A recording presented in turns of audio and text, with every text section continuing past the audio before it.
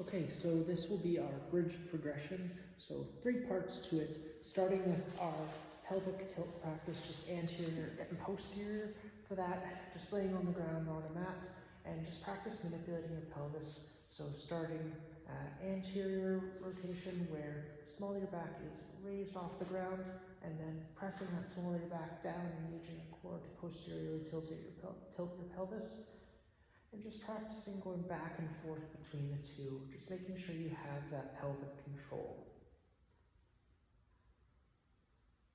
The next piece is micro bridging. So posteriorly rotating your pelvis so the smaller your back is flat against the ground, and then using your glutes, you're just going to lift an inch, inch and a half off the ground and lower, maintaining that neutral low back, that posterior pelvis rotation. And just practicing making sure you can hold that as you go up and down.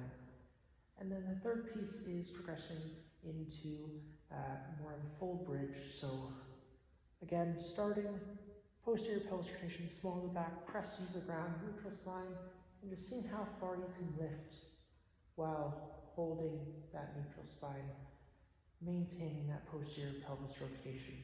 So as you go up, you shouldn't be feeling those spinal extensor muscles, those low back muscles fire too much, because you really should just be using your glutes to initiate the movement.